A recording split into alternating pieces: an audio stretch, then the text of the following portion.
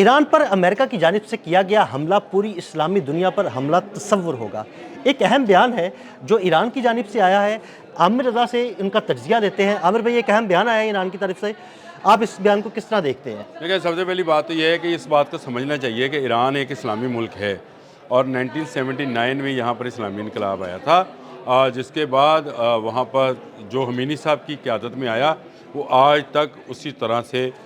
جو ہے جاری ہے۔ ایک سپریم کمانڈر ہے جس کے نیچے اس کی شورا ہے اور اس کے نیچے سارا سسٹم چل رہا ہے۔ اس کو اگر ختم کیا جاتا ہے تو وہ مسلمانوں میں وہ ہوپ یا امید کہ پوری دنیا پر اسلام کا غلبہ ہوگا وہ تقریباً آدھی رہ جائے گی۔ آدھا ہم یہ سمجھتے ہیں کہ اس وقت بھی سعودی گورنمنٹ جو ہے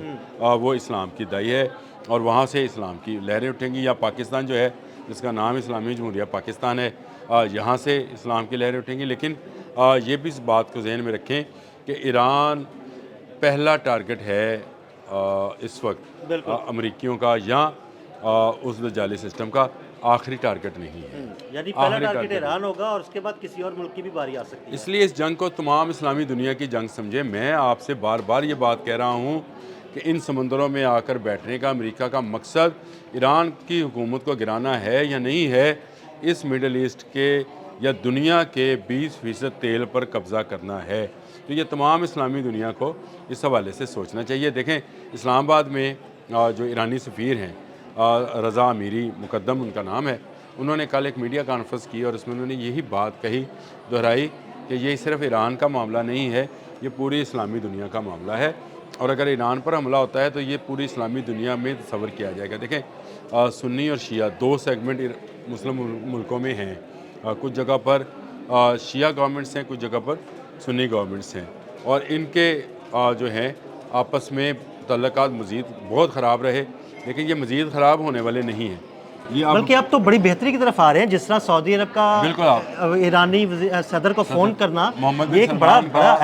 بڑی اہم ڈیولپمنٹ ہے۔ اور ترکی کے صدر کو فون کرنا مسعود پزشکیان کا، تو یہ آہستہ آہستہ اس اسلامی بلاک کی طرف جانے کو تیار ہے جس پہ میں یہ سمجھتا ہوں سب سے بڑی ہرڈل بھی کسی زمانے میں ایران رہا ہے، کہ ایران باقی ممالک کے مقابلے میں، کیونکہ وہاں پر وہ سمجھتے تھے کہ ان کے مطابق اسلام نافذ نہیں ہے، اس لیے وہ ان سے ذرا دور رہے۔ تو یہ سارا کا سارا معاملہ جو ہے آہستہ آہستہ حق اور باطل کی دو پلڑوں میں تقسیم ہوتا چلا جائے گا۔ یہ جو بیان ہے اس کی اہمیت کو سمجھیں، یہ بیان کہاں دیا گیا ہے؟ اسلام آباد میں۔ بیان پاکستان کے دارالحکومت اسلام آباد میں دیا گیا ہے، اور اسلام آباد جو ہے آپ کو پتہ ہے کہ اس وقت پوری دنیا کے مرکز نگاہ ہے، اور ایک بڑی فوجی قوت ہے جس نے اپنے سے 10 گنا بڑی قوت کو جو ہے شکست دے رکھی ہے، یعنی ایک سیٹ کر کے رکھا ہے، ایک اس کو کیا کہتے ہیں، ٹرینڈ سیٹ کر کے رکھا ہے کہ اپنے سے بڑی قوت کو آپ مار سکتے ہیں۔ تو ایران بھی کوئی چھوٹی قوت نہیں ہے اور اس کا امریکہ کے ساتھ مقابلہ ہے۔ ایران کی بہت سارے ممالک کے اندر ہمدردیاں اور بہت سارے لوگوں کی جو ہے دھڑکنیں جو ہیں وہ ایران کے ساتھ دھڑک رہی ہوتی ہیں۔ تو یہ ایک چھوٹی جنگ نہیں ہے، واقعی میں ہی اگر یہ جنگ شروع ہوتی ہے، جس کا ڈونلڈ ٹرمپ کو شاید خیال یہ ہے کہ ایران کو اکیلا کر کے تنہا کر کے جو ہے وہ ختم کر لے گا، وہاں پہ اسلامی رجیم ختم کرنے سے مراد اس ملک پر قبضہ کرنا۔ میں بار بار یہ سمجھاتا ہوں لوگوں کو، ایکچولی رجیم چینج چاہتا ہے، رجیم چینج کر کے اپنی مرضی کی گورنمنٹ لے آئے گا، تو اپنی مرضی کی گورنمنٹ لے آئے تو وہ بھی قبضہ ہی ہے ایک طرح کا، وہ اس سسٹم کو تبدیل کرنا۔ دیکھیں، میں نے جب یہ اس کو نا حق و باطل کا بات کی تھی نا آپ سے، تو یہ بات یہی ہے کہ ایک سسٹم جو ہے ان کو قابل قبول نہیں ہے۔ دیکھیں، وہ قصاص پہ کیوں کہہ رہا ہے کہ جی آپ پھانسیاں نہ دیں، کیونکہ وہ سسٹم لانا چاہتا ہے جس میں لوگوں کے اندر یہ خوف ختم ہو جائے کہ اگر ہم کسی کو قتل کریں گے تو ہمیں بھی قتل کیا جائے گا۔ اسلام اس سے بالکل الٹ آئیڈیالوجی رکھتا ہے، وہ کہتا ہے سخت سزا دیں گے تو جرائم رکیں گے، چوری کرنے والے کا ہاتھ کاٹیں گے تو چوری رکے گی، رازن کا پاؤں کاٹیں گے، بالکل، اور قتل کرنے والے کی گردن اڑائیں گے تو تب یہ جا کر یہ معاملہ ہٹے گا۔ اس پر قرآن کی سورہ بقرہ میں آیات موجود ہیں، اور ایران سے یہ مطالبہ جو ہے نا، یہ میں نے اس مطالبے کو عدیل بھائی ایسے سمجھا کہ شاید یہ انسانی ہمدردی کا کوئی مطالبہ ہے کہ آپ ان 800 لوگوں کو پھانسی نہ دیں۔ لیکن جب رات کو ڈونلڈ ٹرمپ نے یہ بات کی میڈیا سے اور اس نے کہا کہ میری پہلی کوشش یہ ہے کہ میں یہ 800 پھانسیاں رکواؤں، تو یہ انسانی ہمدردی نہیں تھی، یہ ایک سسٹم کو، یعنی اسلامک جوڈیشری سسٹم کو